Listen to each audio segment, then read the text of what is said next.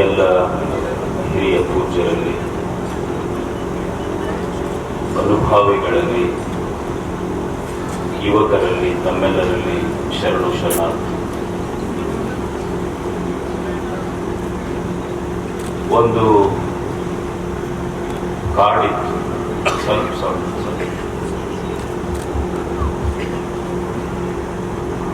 ಒಂದು ಕಾಡಿತ್ತು. ಆ ಕಾಡಿನಲ್ಲಿ ಒಂದು ಸಣ್ಣ ನದಿ ಹರಿತಾ ಇತ್ತು. ಆ ನದಿಯ ದಂಡೆಯ ಮೇಲೆ ಒಂದು ಗುರುಕುಲ ಇತ್ತು. ಆ ಗುರುಕುಲದಲ್ಲಿ ಮಕ್ಕಳಿಗೆ ಸಂಗೀತ ಕಲಿಸ್ತಿದ್ರು. ಒಬ್ಬರು ಪಿಯಾನೋ ಕಲಿತಿದ್ರು, ಪೆಟ್ಟಿಗೆ ಬಾರಿಸುವುದನ್ನು ಕಲಿತಿದ್ರು.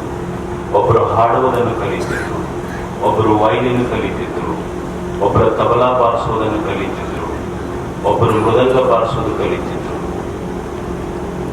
ಹೀಗೆ ಅವರೆಲ್ಲ ಬೆಳಿಗ್ಗೆ ತಮ್ಮ ಕಾರ್ಯ ಮುಗಿದ ಮೇಲೆ, ಸೇವಾದಿಗಳು ಮುಗಿದ ಮೇಲೆ ಒಂದೊಂದು ಗಿಡದ ಕೆಳಗೆ ಕುಳಿತುಕೊಂಡು ಹಾಡುವ ಅಭ್ಯಾಸ ಮಾಡ್ತಿದ್ದ. ತಬಲಾ ಬಾರಿಸೋದು ಮಾಡ್ತಿದ್ದ, ಪೆಟ್ಟಿಗೆ ಬಾರಿಸುವುದು ಮಾಡ್ತಿದ್ದ, ಮೃದಂಗ ಬಾರಿಸುವುದನ್ನು ಮಾಡ್ತಿದ್ದ. ಒಬ್ಬ ಹುಡುಗ ಮೃದಂಗ ಬಾರಿಸಲಿಕ್ಕೆ ಶುರುವಾದ ತಕ್ಷಣ ಆ ಕಾಡಿನೊಳಗೆ ಒಂದು ಸಣ್ಣ ಕುರಿ ಹಿಂಡು, ಒಬ್ಬ ಕುರಿ ಕಾಯುವ ಹುಡುಗ ಕುರಿಮರಿಗಳನ್ನು ಮೇಯಿಸ್ಲಿಕ್ಕೆ ಬರ್ತಿದ್ದ. ಈ ಹುಡುಗ ಯಾವಾಗ ಮೃದಂಗ ಬಾರಿಸ್ಲಿಕ್ಕೆ ಶುರು ಮಾಡ್ತಿದ್ದ, ಅವಾಗ ಕುರಿ ಹಿಂಡಿನಿಂದ ಒಂದು ಸಣ್ಣ ಕುರಿಮರಿ ಓಡಿ ಬಂದು ಮೃದಂಗ ಬಾರಿಸೋನ ಮುಂದೆ ತೆಗೆ ಹಾಕ್ತಿತ್ತು. ಆ ಮೃದಂಗ ಬಾರಿಸೋ ಹುಡುಗನಿಗೆ ಆಶ್ಚರ್ಯ ಆಯ್ತು. ಪ್ರತಿನಿತ್ಯ ಇವ ಯಾವಾಗ ಮೃದಂಗ ಬಾರಿಸ್ತಿದ್ದ, ಮೃದಂಗದ ಧ್ವನಿ ಕೇಳಿದ ತಕ್ಷಣನೇ ಆ ಕುರಿ ಹಿಂಡಿನಿಂದ ಕುರಿಮರಿ ಓಡೋಡಿ ಬಂದು ಮೃದಂಗ ಬಾರಿಸೋನ ಮುಂದೆ ತೆಗೆ ಹಾಕ್ತಿತ್ತು. ಅದು ಗೋಣಳ್ಳಾಡಿಸ್ತಿತ್ತು. ಒಂದು ದಿವಸ ಮೃದಂಗ ಬಾರಿಸುವ ವ್ಯಕ್ತಿ ಕುರಿಮರಿ ಕೇಳ್ದ, ಅಲ್ಲ, ನಾ ಯಾವಾಗ ಮೃದಂಗ ಬಾರಿಸ್ತೀನಿ, ಅವಾಗ ನೀ ನನ್ನ ಎದುರು ಬಂದು ನಿಂತು ಗೋಣಳ್ಳಾಡಿಸ್ತೀಯಲ್ಲ, ಯಾಕೆ?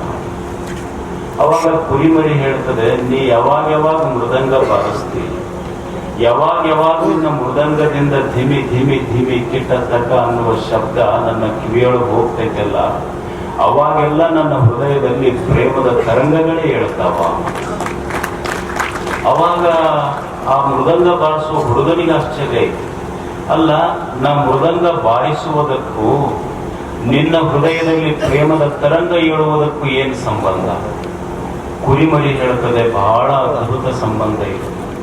ಯಾವಾಗ ನೀ ಮೃದಂಗ ಬಾರಿಸ್ತಿ, ಯಾವಾಗ ಅದರೊಳಗಿಂದ ನಿನ್ನ ಮೃದಂಗದಿಂದ ಧಿಮಿ ಧಿಮಿ ಕಿಟತಕ ಅನ್ನುವ ಶಬ್ದ ಬರ್ತೈತಿ, ಆ ಶಬ್ದ ಕೇಳಿದಾಗೆಲ್ಲ ನನ್ನ ಹೃದಯದೊಳಗ ಪ್ರೇಮದ ತರಂಗಗಳೇ ಹೇಳ್ತಾವ. ಯಾಕಂದ್ರ ನೀ ಬಾರಿಸುವ ಮೃದಂಗ ತಯಾರಾಗಿದ್ದು ನನ್ನ ತಾಯಿಯ ಚರ್ಮದಿಂದ ತಯಾರಾಗಿತ್ತು.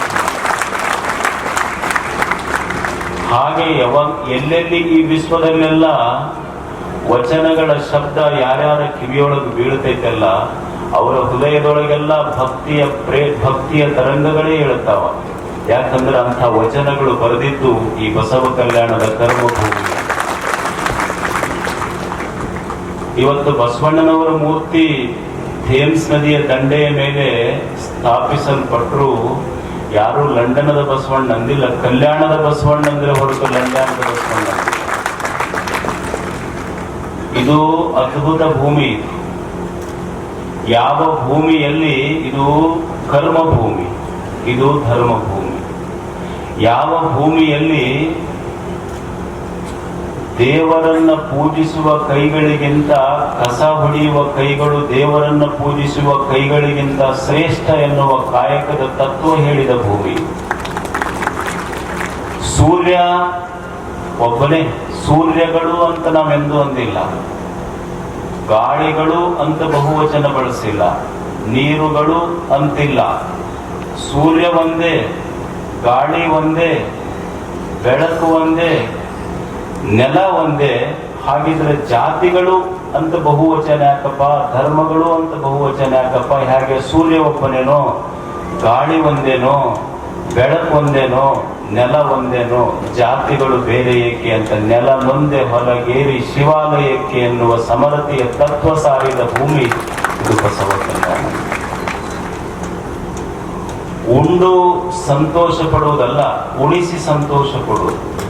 ದಾಸೋಹ ಅಂದ್ರ ಬರೇ ಉಣಿಸೋದಲ್ಲ, ಉಂಡವನ ಮುಖದ ಮೇಲಿನ ಕಡೆಗಿಂತ ಉಣಿಸಿದವನ ಮುಖದ ಮೇಲೆ ಹೆಚ್ಚು ಕಡೆ ಇತ್ತು ಅಂದ್ರೆ ಅದಕ್ಕೆ ದಾಸೋಹ ಅಂತಾರಂತ. ಅಹಂ ಪ್ರಜ್ಞೆ ನೀಗಿ ಸೋಹಂ ಪ್ರಜ್ಞೆಯನ್ನು ಸಂಪಾದಿಸಿ ದಾಸೋಹಂ ಪ್ರಜ್ಞೆ ವಿಸ್ತಾರವಾಗಿ ಸೋಹಂ ಎಂದೆನಿಸದೆ ದಾಸೋಹಂ ಎಂದೆನಿಸಯೆ ಎಂದು ವಚನ ರಚಿಸಿದ ಭೂಮಿ ಇದು ಬಸವ ಕಲ್ಯಾಣ. ಇಂಥ ಅದ್ಭುತ ಭೂಮಿಯ ಕರ್ತೃ ಇಲ್ಲೊಂದು ಅದ್ಭುತವಾದ ಧಾರ್ಮಿಕ ಸಾಮಾಜಿಕ ವಾತಾವರಣ ನಿರ್ಮಾಣ ಆಗಿದ್ದು ಈ ಮಣ್ಣಿನೊಳಗೆ. ಇದರ ಹೀರೋ ಲೀಡರ್ ಬಸವಣ್ಣನವರು.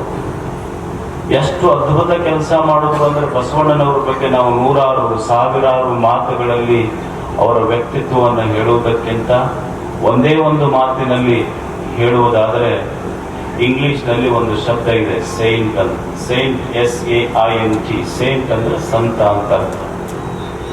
ಭಾರತದ ಹಿಮಾಲಯಕ್ಕೆ ಅತ್ಯಂತ ಎತ್ತರದ ಪರ್ವತಕ್ಕೆ ಹೆಂಗ ಮೌಂಟ್ ಎವರೆಸ್ಟ್ ಅಂತ ಕರಿತೀವಿ, ಆಗ ಭಾರತದ ಸಂತರ ಸಾಲಿನಲ್ಲಿ ಬಸವಣ್ಣ ಆತ ಸೈಂಟ್ ಎವರೆಸ್ಟ್ ಇದ್ದಂಗ.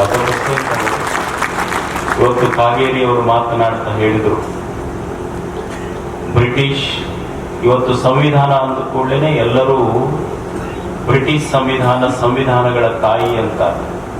ಬ್ರಿಟಿಷ್ ಸಂವಿಧಾನ ಮೊದಲು ಪ್ರಾರಂಭ ಆಗಿದ್ದು 1215ರಲ್ಲಿ, ಬ್ರಿಟಿಷ್ ಮ್ಯಾಗ್ನಾ ಕಾರ್ಟಾ ಅಂತ ಬರ್ತದೆ.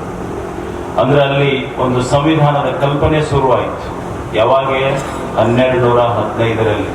ಬಹಳ ಆಶ್ಚರ್ಯ ಅಂದರೆ ಅದಕ್ಕಿಂತ ಒಂದು 100 ವರ್ಷ, ಒಂದು ಶತಮಾನದ ಮುಂಚೆ ಅದು ಕನ್ನಡದ ನೆಲದಲ್ಲಿ, ಅದು ಕಲ್ಯಾಣದಲ್ಲಿ the first religious parliament of the world, ಭಾರತದ ಮೊಟ್ಟ ಮೊದಲ ಸಂಸತ್ತು ನಿರ್ಮಾಣ ಆಗಿದ್ದು ಈ ಕಲ್ಯಾಣದಲ್ಲಿ. ಅಂಥ ಧಾರ್ಮಿಕ ಸಂಸತ್ತು ಯಾವ ನೆಲದಲ್ಲಿ ನಿರ್ಮಾಣ ಆಗಿತ್ತೋ ಅಂಥ ಸ್ಥಳದಲ್ಲಿ ಒಂದು ಯುವ ಸಂಸತ್ತನ್ನ ನಮ್ಮ ಪಾಟೀಲ್ಜಿಯವರು ಹಮ್ಮಿಕೊಂಡಿದ್ದಾರೆ. ಅವರಿಗೆ ನೂರಾರು ಕನಸುಗಳು, ಒಂದು ಪುಟ್ಟ ದೇಹದಲ್ಲಿ ಸಾವಿರ ಕನಸುಗಳು.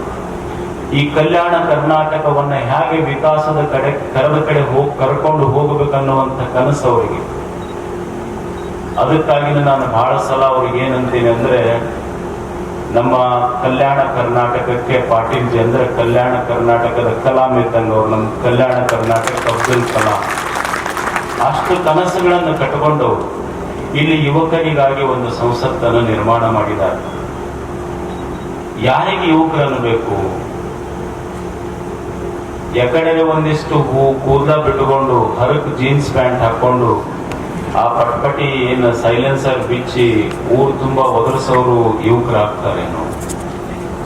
ಯುವಕರು ಅಂದ್ರೆ ಯಾರಿಗನ್ಬೇಕಂದ್ರೆ, ಯಾರು ಸ್ವಯಂ ಉದ್ಯೋಗ ಮಾಡ್ತಾ, ಯಾರು ತಂದೆ ತಾಯಿಗಳ ಸೇವೆ ಮಾಡ್ತಾ ತನ್ನ ಯೌವನವನ್ನ ತನ್ನ ಉದ್ಯೋಗ ಮತ್ತು ತಂದೆ ತಾಯಿಯ ಸೇವೆಯ ಜೊತೆ ತನ್ನ ಯೌವನವನ್ನು ಯಾರು ಸಮಾಜಕ್ಕಾಗಿ ಮೀಸಲಾಗಿ ಇಟ್ಟಿರ್ತಾನಲ್ಲ ಅವ ನಿಜವಾದ ಯುವಕ ಅನ್ನಿಸ್ತಾರೆ. ಅಂಥ ಯುವಕರಿಗಾಗಿ ಇಲ್ಲೊಂದು ಸಮಾವೇಶ.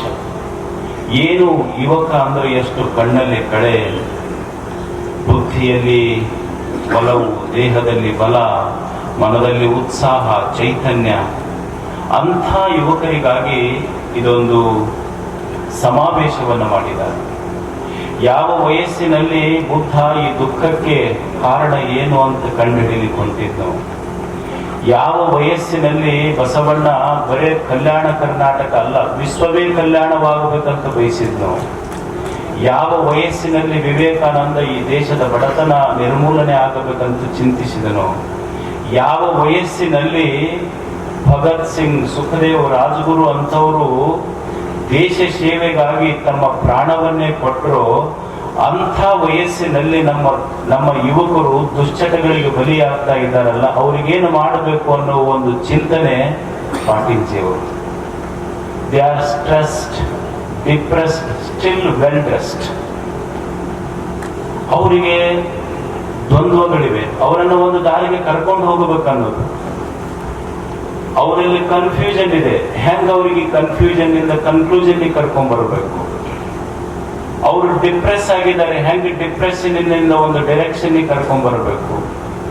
ಅವರು ದೇ ಆರ್ ಫಿಯರ್ಫುಲ್, ಆ ಫಿಯರ್ ನಿಂದ ಅವ್ರಿಗೆ ಹೆಂಗೆ ಪವರ್ಫುಲ್ ಮಾಡಬೇಕು ಅನ್ನೋದನ್ನ ಪಾಟೀಲ್ಜಿ ಅವರ ಕಲ್ಪನೆ.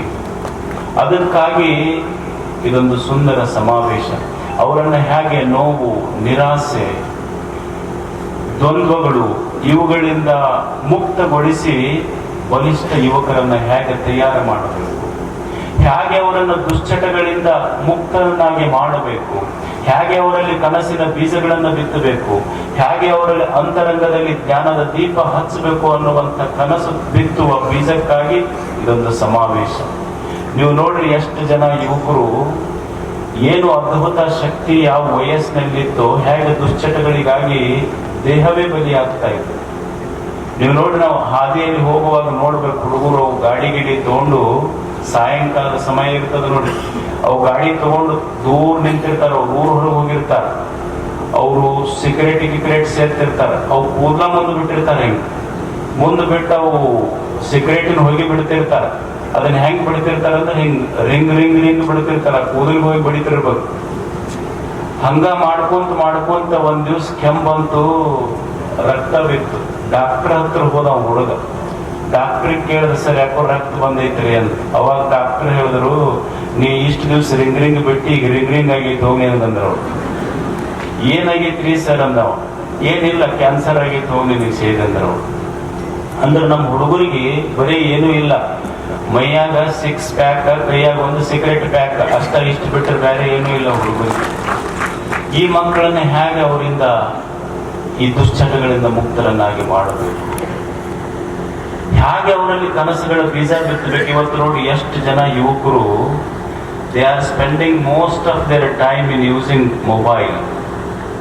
Mobile is A good servant but very bad master.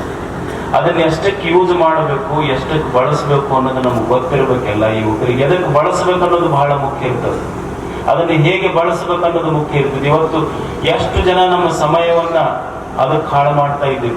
ಎದ್ದು ಕೂಡಲೇ ನಮ್ಗೆ ಏನೂ ಇಲ್ಲ, ಅದನ್ನ ತಿಕ್ಕೋತ ಕುಂದಿರ್ತೀವಿ. ಅದನ್ನು ಬರೇ ನಾನೊಂದು ಸಣ್ಣ ತಮಾಷೆ ಓದ್ತೀನಿ, ಇವತ್ತೆಷ್ಟು ಸಂಬಂಧಗಳು ಕೆಟ್ಟಾವ, ಎಷ್ಟು ಸಮಯಗಳದ್ರಿಂದ ಹೋಗ್ಯಾವ. ನಾನೆಲ್ಲೋ ಒಂದು ತಮಾಷೆ ಓದ್ತಾ ಇದ್ದೆ ಬಹಳ ದಿನಗಳ ಹಿಂದೆ. ಎಷ್ಟು ನಮ್ಮ ಸಂಬಂಧಗಳು ಶಕ್ತಿ ಮೊಬೈಲ್ ಹಾಳು ಮಾಡಿದೆ. ರಾತ್ರಿ ಮಲ್ಕೊಂಡಾಗ ಗಂಡ ಹೆಂಡತಿ ಮುಕ್ಕೊಂಡಿದ್ರಂತ, ಅವಾಗ ಏನೋ ಒಂದು ಮೆಸೇಜ್ ಬಂತಂತ, ಟ್ವೈ ಅಂತ ಹೇಳಿ 11 ಗಂಟೆಗೆ. ಅವಾಗ ಗಂಡ ಮೊಬೈಲ್ ತಗೊಂಡು ನೋಡಿದ ಕೂಡ್ಲೇನೆ ಹೆಂಡತಿಗೆ ಹಾಕೊಂಡು ಬಡಿಯಾಕತ್ತಂತ. ಯಾರು ಕಳ್ಸ್ಯಾರ ನಿನಗೆ ಇದು ಬ್ಯೂಟಿಫುಲ್ ಅಂತ ಮೆಸೇಜ್ ಕಳ್ಸ್ಯಾರಲ್ಲ, ಇದು ಎಷ್ಟು ದಿವಸದಿಂದ ನಡೆದೈತಿದು ಅಂತ ಹಾಕೊಂಡು ಹೊಡ್ಯಾಕತ್ತ. ಹೆಂಡತಿ ಸ್ವಲ್ಪ ಹೊತ್ತಾಗಿಂದ ಆ ಮೊಬೈಲ್ ತಗೊಂಡು ನೋಡಿದಂತ. ನೋಡ್ದಕ್ಕಿನ ಗಂಡಗೆ ಬೇಯಿಸಿ ನಿರೀಸ್ ಕಪಾಳಕ್ ಬಿಟ್ಲಂತ. ಕೋಡಿ ನೋಡಕ್ ಬರ್ತೈತಿ, ಇದು ಬ್ಯೂಟಿಫುಲ್ ಅಲ್ಲ ಬ್ಯಾಟ್ರಿ ಫುಲ್ ಅಂತ ಬಂದೈತಿ, ಬ್ಯೂಟಿಫುಲ್ ಅಂತ ಹೇಳತೈತಿ. ಗೊತ್ತಿರ್ಬೇಕು ನಮ್ಮ ಯುವಕರಿಗೆ ಯುವತಿಯರಿಗೆ, ಕೈಯೊಳಗ ಮೊಬೈಲ್ ಹೇಳ್ತೈತಂತ. ನೀವೊಂದು ಮೊಬೈಲ್ ಹಿಡುಕೋ, ಒಂದು ಪುಸ್ತಕನು ಹಿಡುಕೋ, ಮೊಬೈಲ್ ಏನ್ ಹೇಳ್ತಿರ್ತೈತಂತ ನೀ ನನ್ನ ಕೈಯೊಳಗೆ ಹಿಡುಕೋ, ನಿನ್ನನ್ನ ತಲೆ ತಗ್ಗಿಸಿ ನಡೆಯುವಂತೆ ಮಾಡುವೆ ಅಂತ. ಅದೇ ಒಂದು ಪುಸ್ತಕ ಹಿಡ್ಕೊ, ನಿನ್ನನ್ನು ತಲೆ ಎತ್ತಿ ಸಮಾಜದಲ್ಲಿ ತಿರುಗುವಂತೆ ಮಾಡುವೆ ಅಂತ ಪುಸ್ತಕ ಹೇಳ್ತೈತೆ. ಪಾಟೀಲ್ಜಿ ಅವರು ಈ ಕನಸು ಮಕ್ಕಳಿಗೆ ದುಶ್ಚಟಗಳಿಂದ ಮುಕ್ತರಾಗಿ ಅವರಲ್ಲಿ ಒಂದು ಅದ್ಭುತವಾದ ಶಕ್ತಿ ತುಂಬಬೇಕು. ಆಯ್ಕೆ ಇದು ಅಷ್ಟೇ ಬದುಕು ಅಂದ್ರೆ. ಈಗ ನೀವು ನೋಡಿ, ABCD ಓದ್ತೀವಿ ನಾವು, ಅದರಲ್ಲಿ B ಅಂಡ್ D. ಈ B ಮತ್ತು D ಮಧ್ಯೆ C ಬರ್ತದೆ. B ಅಂದ್ರೆ ಬರ್ತ್, D ಅಂದ್ರೆ ಡೆತ್. ಈ B ಮತ್ತು D ಮಧ್ಯೆ ಬರುವುದೇ C ಅಂದ್ರೆ ಚಾಯ್ಸ್, ಆಯ್ಕೆ. ನೀವು ಒಳ್ಳೆಯದನ್ನ ಆಯ್ಕೆ ಮಾಡಿಕೊಂಡ್ರೆ ಬದುಕು ಒಳ್ಳೆಯದಾಗ್ತದೆ, ಕೆಟ್ಟದ್ದನ್ನ ಆಯ್ಕೆ ಮಾಡಿಕೊಂಡ್ರೆ ಬದುಕು ಕೆಟ್ಟದ್ದಾಗತ್ತೆ ಅಷ್ಟೇ. ಈಗ ನೀವೆಲ್ಲ ನೀರು ಕುಡಿತೀರ. ನೀರು ಕುಡಿಬೇಕಾದ್ರೆ ಎಲ್ಲರೂ ಇವತ್ತು ಹಳ್ಳಿಗಳಲ್ಲಿ ಮೊದಲು ಮಾಡಿಕೊಂಡು ಫಿಲ್ಟರ್ ನೀರು ಕುಡಿತಾರೆ. ಫಿಲ್ಟರ್ ನೀರು ಕುಡಿತೀವೋ ಇಲ್ಲ ನಾವು? ಅಕಸ್ಮಾತ್ ನಾವು ಫಿಲ್ಟರ್ ಮಾಡಲಾರ್ದ ನೀರು ಕುಡಿದ್ರೆ ನಮಗ್ ಗೊತ್ತಿದೆ ಏನಿದೆ ಅಂದ್ರೆ ಮಂಡಿ ನೋವು ಬರ್ತದೆ, ಅಲ್ಲಿ ಫ್ಲೋರೈಡ್ ಕಂಟೆಂಟ್ ಇದೆ. ಆ ನೀರು ಫಿಲ್ಟರ್ ಮಾಡಿ ಕುಡಿಲಾರ್ದೆ ಮಂಡಿ ನೋವು ಬರ್ತೈತೆ ಅಂತ ಗೊತ್ತಿದೆ. ಅಂದ್ರೆ ಸಾಮಾನ್ಯವಾಗಿ ಒಂದು ನೀರು ಕುಡಿಬೇಕಾದ್ರೆ ಫಿಲ್ಟರ್ ಮಾಡಿ ಕುಡಿತೀವಿ. ಫಿಲ್ಟರ್ ಮಾಡ್ಲಾರ್ದೆ ನೀರು ಕುಡಿದ್ರೆ ಮಂಡಿ ನೋವು ಬರ್ತೈತಿ. ಫಿಲ್ಟರ್ ಮಾಡ್ಲಾರ್ದೆ ಜಗತ್ತಿನ ವಸ್ತುಗಳು ಒಳಗೆ ತಗೊಂಡ್ವಿ ಅಂದ್ರೆ ಮನಸ್ಸಿಗೆ ನೋವು ಬರ್ತೈತಿ ಅಷ್ಟೇ. ಎಲ್ಲಾನು ಫಿಲ್ಟರ್ ಮಾಡಿ ತಗೋಬೇಕು ಅನ್ನೋದು ಜೀವನ.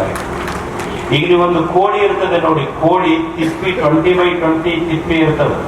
ತಿಪ್ಪಿ ತುಂಬಾ ಕಸ ಇದ್ರು ಕೋಳಿ 20x20 ತಿಪ್ಪಿಯೊಳಗೆ ಓಡಾಡಿದ್ರು ಸಹಿತ ಒಂದು ಸಣ್ಣ ಜೋಳದ ಕಾಳು ಹುಡುಕ್ತೆ ಹೊರತು ತಿಪ್ಪಿ ಕಸ ಹುಡುಕ್ಲಿಲ್ಲ. ಅದು ಆಯ್ಕೆ. ಇದು ಅದಕ್ಕೆ ಒಳ್ಳೆಯದನ್ನ ಯುವಕರು ಆಯ್ಕೆ ಮಾಡಿಕೊಂಡು ಬದುಕಬೇಕು. ಪಾಟೀಲ್ಜಿಯವರ ಕನಸು ಏನು ಅಂದ್ರೆ, ನಮ್ಮ ಯುವಕರು ಯಾರಿಗೆ ಬೇಡಬಾರದು ಅಂತ, ಅವ್ರ ಕೈ ಕೊಡುವ ಕೈಗಳಾಗಬೇಕೆ ಹೊರತು ಬೇಡುವ ಕೈಗಳಾಗಬಾರದು ಅನ್ನೋದು ಅವ್ರ ಕನಸು. They should not be a beggars. ಅವರು ನೌಕರಿದಾರರಾಗಬಾರದು, ಇನ್ಕಮ್ ಟ್ಯಾಕ್ಸ್ ತುಂಬವರಾಗಬೇಕು ಅನ್ನೋದು ಅವ್ರ ಕನಸು. ಬರೇ ನೌಕರಿ ಮಾಡೋರಲ್ಲ. ಅವರು ಭಿಕ್ಷುಕರಾಗಬಾರದು, ದಾನಿಗಳಾಗಬೇಕು ಅನ್ನೋದು ಅವ್ರ ಕನಸು. ನೀವು ನೋಡಿ, ನಮ್ಮಲ್ಲಿ ಏನಿದೆ, ಒಬ್ಬ ಋಷಿ ಒಂದು ಸುಂದರ ಮಾತು ಬರೀತಾನೆ. ಭಗವಂತನೇ ನಾ ಎರಡ ಕೇಳೋದು ಜೀವನದೊಳಗೆ ಏನು ಅಂದ್ರೆ, ಅನಾಯಾಸೇನ ಮರಣಂ ವಿನಾದೈನೇನ ಜೀವನಂ. ನನ್ನ ಜೀವನದೊಳಗೆ ಭಗವಂತನೇ ನಾ ಎರಡ ಕೇಳ್ತೀನಿ. ಏನು ಅಂದ್ರೆ, ನನ್ನ ಜೀವನದಲ್ಲಿ ನೋವಿಲ್ಲದ ಸಾವು ಬರಲಿ, ನನ್ನ ಜೀವನದೊಳಗೆ ಈ ಜಯದೊಳಗೆ ಪ್ರಾಣ ಇರುವವರೆಗೂ ಇನ್ನೊಬ್ಬರ ಮನೆ ಮುಂದೆ ಹೋಗಿ ಯಾವುದಕ್ಕೂ ಕೈ ಒಟ್ಟಿ ಬೇಡಿರಬಾರ್ದು. ಹಂಗಾಗಬೇಕು ನನ್ನ ಬದುಕು, ಯಾವುದಕ್ಕೂ ಬೇಡಬಾರದು. ಆದ್ರೆ ನಮಗ್ ಹಂಗಿಲ್ಲ. We have become beggars. ಎಲ್ಲಿ ಹೋದ್ರು ಅಲ್ಲಿ ಕೇಳ್ತೇವೆ ನಾವು. ಇವತ್ತು ನೀವು ನೋಡ್ರಿ, ಆಫೀಸ್ನೊಳಗೆ ಹೋಳಿದ್ರು ಕೇಳ್ತೀವಿ ಇಲ್ಲ, ಅವ್ರ ಮುಖ ಆಫೀಸ್ನೊಳಗೂ ಕೈ ಒಡ್ಡುತ್ತೀವಿ ಇಲ್ಲ ನಾವು. ಒಬ್ಬ DVG ಒಂದು ಸುಂದರ ಮಾತು ಬರೀತಾನೆ. ಆಫೀಸ್ನೊಳಗೆ ನಾವೇನು ಕೈ ಒಡ್ಡುತ್ತೀವಲ್ಲ, ಆ ಕೈ ಒಡ್ಡಿ ಬಂದಂತ ಅನ್ನ ತಿನ್ನುವಾಗ ಅವ ಅಂತಾನೆ, ಮನುಷ್ಯನೇ ಇನ್ನೊಬ್ಬರಿಗೆ ಮೋಸ ಮಾಡಿ ನೀ ಏನು ಅನ್ನ ತಿಂತೀಯಲ್ಲ, ಒಂದು ಕ್ಷಣ ವಿಚಾರ ಮಾಡು. ಅನ್ನವ ನುಣ್ಣುವಾಗ ಕೇಳಿ ಅಂದ್ರೆ, ನೀ ಏನ್ ಇನ್ನೊಬ್ಬರಿಗೆ ಮೋಸ ಮಾಡಿ ಅನ್ನ ಉಣ್ತೀಯಲ್ಲ, ಆ ತುತ್ತು ತಗೊಂಡು ನಿನ್ನ ಬಾಯಿ ಹತ್ರ ಒಯ್ದು ಉಣ್ಬೇಡ. ಬಾಯಿ ಹತ್ರ ಇಟ್ಟುಕೊಂಡು ಒಂದು ಕ್ಷಣ ವಿಚಾರ ಮಾಡು. ನೀ ಉಣ್ಣುವ ಅನ್ನ ನಿನ್ನ ಶ್ರಮದ ಬೆವರಿನ ನೀರಾಗ ಕುದ್ದೈತೋ, ಇದು ಇನ್ನೊಬ್ಬರ ಕಣ್ಣೀರಾಗ ಕುದ್ದೈತೋ ಅಂತ ವಿಚಾರ ಮಾಡಿಕೊಂಡು ಮನುಷ್ಯ ಆಗ್ತದೆ ನೀನು. ಅನ್ನವ ನುಣ್ಣುವಾಗ ಕೇಳದ ಬೇಯಿಸಿದ ನೀರು, ನಿನ್ನ ಶ್ರಮದ ಬೆಮರೋ ಪರರ ಕಣ್ಣೀರು. ಒಂದು ಕ್ಷಣ ವಿಚಾರ ಮಾಡಿ ನೋಡ್ರಿ. ಆಫೀಸ್ನಾಗೂ ಕೇಳ್ತೀವಿ, ಹೆಣ್ಮಕ್ಳ ಮುಂದೆ ಹೋದಾಗ ಕೇಳ್ತೀವಿ, ಬಾಳ ಓದ್ಯಾನ, MA ಆಗ್ಯಾನ, PhD ಆಗ್ಯಾನ, ಆದ್ರೂ ಮತ್ತೆ ಏಟು ಕೊಡ್ತೀರಂತಾರ. ನೋಡ್ತಾರ ಕನ್ಯಾ ನೋಡಕ್ ಹೋದಾಗ ಏಟು ಕೊಡೋದು, ಒಂದು ಕಪಾಳಕ್ಕೆ ಏಟು ಕೊಡೋದು ಅಷ್ಟೇ. ಎಷ್ಟು ಕೊಡಕ್ಕಾಗುತ್ತೆ ಅದಕ್ಕ? ಓದ್ಯಾನ, MA ಓದ್ಯಾನ, PhD ಓದ್ಯಾನ, ಆದ್ರೂ ಎಷ್ಟು ಕೊಡ್ತೀರಿ ಅಂತ ಕೈ ಒಡ್ಡುತ್ತಾರಿಲ್ಲ ಹೆಣ್ಮಕ್ಳಿಗೆ. ಇದನ್ನು ನಮ್ಮ ಯುವಕರಲ್ಲಿ ಒಂದು ಸಂಕಲ್ಪ ಬೇಕು, ಪ್ರತಿಜ್ಞೆ ಬೇಕು. ಏನಂದ್ರ, ಒಂದು ಮಾತು ನೆನಪಿಡ್ಬೇಕು ನಾವೆಲ್ಲ. ಇವತ್ತು ಮಾವು ಎಷ್ಟರ ಕೊಡ್ಲಿ, ಅದು ಎಲ್ಲಿವರೆಗೆ ಬರ್ತದೆ ಹೇಳಿ? ಒಂದು ಮಾತು ನಮ್ಮ ಸಂಕಲ್ಪ ಆಗಬೇಕು. ಮಾವು ಕೊಟ್ಟಿದ್ದು ಬರೇ ಮನೆ ತನಕ ಬರ್ತೈತಿ, ಮಹಾದೇವ ಕೊಟ್ಟಿದ್ದು ಕೊನೆ ತನಕ ಇರ್ತೈತಿ ಅನ್ನೋ ಸಂಕಲ್ಪ ನಮಗೆ ಇರಬೇಕಾಗ್ತದೆ. ಕೇಳುವುದರಾಗಬಾರ್ದು. ಆಫೀಸ್ನಾಗೂ ಕೇಳ್ತೀವಿ, ಹೆಣ್ಮಕ್ಳು ಮುಂದೆ ಕೇಳ್ತೀವಿ, ಇಲ್ಲರೇ ಬಿಡ್ರಿ. ಕುಡಿಯಾಕ ಹೋಗಿಂದ ದೇವರಿಗೂ ಕೇಳ್ತೀವಿ, ಇಲ್ಲಿ ಹೋಗಿ ನನಗೆ 1 ಲಕ್ಷ ಕೊಡಪ್ಪ, 2 ಲಕ್ಷ ಕೊಡು ಅಂತ ಹೇಳಿ. ಮತ್ತು ಹೊರಗೆ ಕುಂತವ್ರು ಕೇಳ್ತಾರ. ಅವ್ರೆಷ್ಟು ಕೇಳ್ತಾರೆ? 1 ರೂಪಾಯಿ ಕೇಳಿರ್ತಾರೆ, 2 ರೂಪಾಯಿ ಕೇಳ್ತಾರೆ. ನೀವು ಹೋಗಿ 1 ಲಕ್ಷ 2 ಲಕ್ಷ ಕೇಳ್ತೀವಿ. ವ್ಯತ್ಯಾಸ ಏನು? ಅವ ಗುಡಿ ಹೊರಗೆ ಕೇಳೋನು ಭಿಕ್ಷುಕನೇ, ನೀ ಒಳಗೆ ಕೇಳೋನು ಭಿಕ್ಷುಕನೇ. ಅವ್ರು 1 ರೂಪಾಯಿ 2 ರೂಪಾಯಿ ಕೇಳೋರು ಲೋಕಲ್ ಬೆಗ್ಗರ್ಸು, ನೀ 1 ಲಕ್ಷ ರೂಪಾಯಿ ಕೇಳೋ ಇಂಟರ್ನ್ಯಾಷನಲ್ ಬೆಗ್ಗರ್ ಅಷ್ಟೇ. All are beggars. ಕೇಳಬೇಡ ಮನುಷ್ಯನೇ, ಕೊಡುವ ಶಕ್ತಿ ಬೆಳೆಸ್ಬೋದು. ಭಿಕ್ಷುಕನಾಗಬೇಡ. Our heart has become begging bowl. ಬಹಳ ಜನ ಯುವಕರು ಹೇಳ್ತಿರ್ತಾರೆ, ನಾವು ಮಾಡ್ಬೇಕಂತೀವ್ರಿ, ಏನ್ ಮಾಡೋದು, ಕೈಯಾಗ ರೊಕ್ಕನ ಇಲ್ಲ, ನಾವೇನು ಕೇಳ್ಬೇಕಂತ ಐತಿ ನಮಗ. ಬಹಳ ನಮಗೂ ಮಾಡ್ಬೇಕಂತ ಐತಿ. ಒಬ್ಬ ಹಿಂದಿ ಕವಿ ಒಂದು ಸುಂದರ ಮಾತು ಹೇಳ್ತಾನೆ. ಇನ್ಸಾನ कहता है हाथ में पैसा आ जाए कुछ करके दिखाता. इंसान कहता है हाथ में पैसा आ जाए कुछ करके दिखाता है. पैसा कहता है कुछ करके तो दिखाओ, मैं हाथ में आता हूं ಅಂತ पैसा ಮನುಷ್ಯ ಅಂತಿರ್ತಾನಂತ, ಏನಾರ ಮಾಡಬೇಕಂತೀನಿ, ನನಗೂ ಕೈಯಾಗ ರೊಕ್ಕ ಇದ್ರೆ ಏನಾರ ಮಾಡ್ತೀನಿ ಅಂತ ಯುವಕ ಅಂತಿರ್ತಾನಂತ. ರೊಕ್ಕ ಅಂತಿರ್ತೈತಂತ, ಮೊದಲು ನೀ ಏನಾರ ಮಾಡಿ ಆಮೇಲೆ ನಿನ್ ಕೈಯಾಗ ಬರ್ತೀನಂತ ರೊಕ್ಕ ಅಂತಿರ್ತೈತಂತ. ಅದಕ್ಕೆ ಮನುಷ್ಯ ಏನಾದರೂ ಮಾಡುವ ಕೆಪಾಸಿಟಿ, ಕೊಡುವ ಕೆಪಾಸಿಟಿ ಬೆಳೆಸಬೇಕು ಅನ್ನೋದು ಅವ್ರದೊಂದು ಕಲ್ಪನೆ. ಎಲ್ಲರಿಗೂ ಈ ಆಸೆ ಇದೆ, ನಮಗೇನಾದ್ರೂ ಆಗಬೇಕು, ಸಾಧಿಸಬೇಕು. ಅವ ರೈತನೇ ಇರಲಿ, ಉದ್ಯೋಗಿಯೇ ಇರಲಿ, ಸನ್ಯಾಸಿಯೇ ಇರಲಿ, ಸಂಸಾರಿಕನೇ ಇರಲಿ, ವಿದ್ಯಾರ್ಥಿಗಳೇ ಇರಲಿ, ನಮ್ಮೆಲ್ಲರಿಗೂ ಒಂದು ಏನಾದ್ರನ್ನ ಸಾಧಿಸಬೇಕು ಅನ್ನೋದು ಎಲ್ಲರಲ್ಲಿ ಹಂಬಲ ಇದೆ. ಹಾಗಾದ್ರೆ ಸಾಧಿಸಬೇಕಾದ್ರೆ ಏನು ಮಾಡಬೇಕು?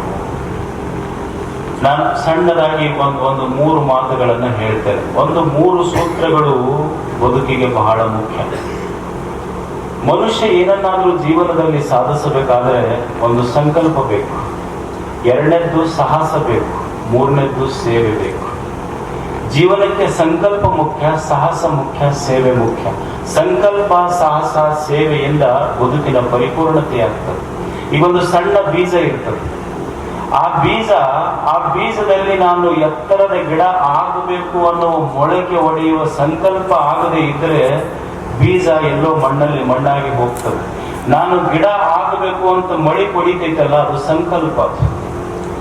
ಅದು ಬೀಜ ಮೊಳಕೆ ಒಡೆದು ಒಂದಿಷ್ಟು 3 ಫೀಟು 4 ಫೀಟು ಸಸಿ ಬೆಳೀತದೆ. ಬೆಳೆದಾಗ ಒಂದಿಷ್ಟು ಆಡ ಹುಡುಗರು ಬಂದು ಮುರಿತಾವ, ಯಾರೋ ಬಂದು ಚಿವುಟ್ತಾರ, ಅಥವಾ ಕುರಿ ದನ ಆಡು ತಿಂದು ಮುರಿತಾವ, ಅಥವಾ ಗಾಳಿಗೆ ಮುರಿದು ಬೀಳ್ತೈತಿ. ಇಷ್ಟು ಮುರಿದು ಬಿದ್ದು ಸಹಿತ ಇವುಗಳನ್ನೆಲ್ಲವೂ ತಡ್ಕೊಂಡು ಬಿರುಗಾಳಿಗೆ ಮೈಯೊಡ್ಡಿ ಒಂದು ದಿವಸ ಎತ್ತರದ ಗಿಡ, ಎಂಥ ದೊಡ್ಡ ಬಿರುಗಾಳಿ ಬಂದರೂ ತಡೆದು ನಿಲ್ಲಿಸುವ ಸಾಮರ್ಥ್ಯ ಬೆಳೆಸುವಂತೈತಲ್ಲ, ಇದು ಸಾಹಸ ಆಗಿರುತ್ತದೆ. ಆಮೇಲೆ ಬರೇ ಮರವಿದ್ದು ಫಲವೇನು, ನೆರಳಿಲ್ಲದ ಮೇಲೆ ಗಿಡ ಬಾಳ ಬೆಳೀತು, ಎಲಿನೂ ಇಲ್ಲ, ಹಣ್ಣಿಲ್ಲ, ಬರಲೈತಿ, ಉಪಯೋಗ ಏನಾಗುತ್ತೆ? ಆ ಗಿಡ ಹಸಿರಾಗಿರಬೇಕು, ಬಂದವರಿಗೆ ನೆರಳು ಕೊಡ್ತಿರ್ಬೇಕು, ಹಣ್ಣು ಕೊಡ್ತಿರ್ಬೇಕು, ಪಕ್ಷಿಗಳ ಗೂಡು ಕಟ್ಟುತ್ತಿರಬೇಕು. ಅದು ಆ ಗಿಡದ ಸೇವೆ, ಅದು ಸಾರ್ಥಕತೆಯಲ್ಲಿ, ಸೇವೆಯಲ್ಲಿ ಆ ಗಿಡದ ಸಾರ್ಥಕತೆ ಇದೆ. ಹಾಗೆ ಮನುಷ್ಯನ ಬದುಕಿಗೆ ಇವು 3 ಮುಖ್ಯ. ಒಂದು ಸಂಕಲ್ಪ ಇರಬೇಕು, ಒಂದು ಸಾಹಸ ಇರಬೇಕು, ಇನ್ನೊಂದು ಸೇವೆ ಬಹಳ ಮುಖ್ಯ.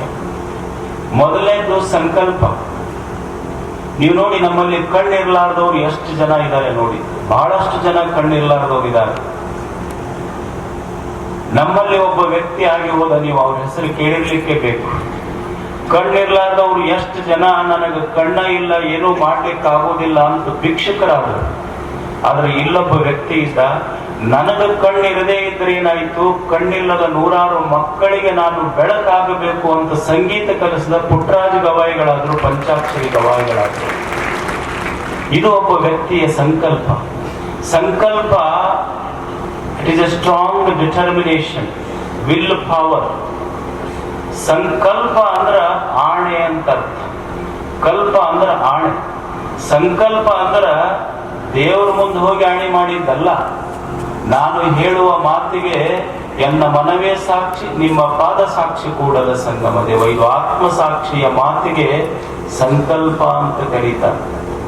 ಸಂಕಲ್ಪ ಹೊಯ್ದಾಡಬಾರ್ದು ಅಷ್ಟೇ, ಅದು ಅಷ್ಟು ಅದ್ಭುತವಾಗಿರಬೇಕು. ಸಂಕಲ್ಪ ಮಾಡದೆ ಇದ್ರೆ ಬದುಕು ಮುಂದೆ ನಡೆಯುವುದೇ ಇಲ್ಲ. ನಮ್ಮಲ್ಲಿ ಬಹಳ ಜನರಿಗೆ, ವಿದ್ಯಾರ್ಥಿಗಳಿಗೆ ಒಂದು ಪ್ರಶ್ನೆ ಕಾಡ್ತಿರ್ತದೆ, ಏನ್ರಿ ನಾವು ಬಹಳ ಕಾನ್ಸಂಟ್ರೇಷನ್ ಮಾಡ್ಬೇಕಂತೀವಿ, ಮನಸ್ಸು ಹೊಯ್ದಾಡ್ತೈತಿ, ಮನಸ್ಸು ಚಂಚಲ ಐತಿ ಅಂತ ಎಲ್ಲರಿಗೆ ಬಹಳ ಮಂದಿಗೆ ಸಮಸ್ಯೆ ಇದೆ. ನಮ್ಮದು ಮನಸ್ಸು ಚಂಚಲ ಐತಿ, ನಮ್ಮ ಮನಸ್ಸು ನಿಲ್ಲೋದೇ ಇಲ್ಲ, ಏನು ಮಾಡಬೇಕು ಅಂತ ಬಹಳ ಮಂದಿ ಕಡೆ ಕೇಳ್ರಿ ನೀವು, ಅವ್ರು ಏನ್ ಹೇಳ್ತಾರೆ, ನೋಡಪ್ಪ ನಿನ್ನ ಮನಸ್ಸು ನಿಲ್ಲೋದಿಲ್ಲ ಅಂದ್ರೆ ಮೆಡಿಟೇಷನ್ ಮಾಡು ಅಂತ ಹೇಳ್ತಾರೆ. ನೀವು ಹೋಗಿ ಮೆಡಿಟೇಷನ್ ಮಾಡಕ್ ಕಣ್ಣು ಮುಚ್ಕೊಂಡು ಕೂಡ್ರಿ, ನೀವ್ ಯಾವ್ಯಾವ ಬ್ಯಾಡ್ ಅಂತೀರಿ ಅಷ್ಟು ಅವಾಗ ನಿಮ್ಮನ್ನ ಹಂಟ್ ಮಾಡ್ತಾವು. ಮನಸ್ಸು ನಿಲ್ಲಿಸೋದಲ್ಲ. ನೀವು ನೋಡಿ, ಮನಸ್ಸಿನ ಗುಣಧರ್ಮ ನಿಲ್ಲೋದಲ್ಲ, ಅದರ ಸ್ವಭಾವನ ಚಂಚಲ ಇರ್ತದೆ. The beauty of the mind lies in its variation. ಅದರ ಚಂಚಲತೆ, ಅದರ ಸೌಂದರ್ಯ. ಅಕಸ್ಮಾತ್ ಮನಸ್ಸು ಚಂಚಲವಾಗಿರದೇ ಇದ್ರೆ, ಹೊಯ್ದಾಡದೆ ಇದ್ರೆ ಇದ್ರ ವಿಕಾಸವೇ ಇರ್ತಿರ್ಲಿಲ್ಲ ಜಗತ್ತಿನ.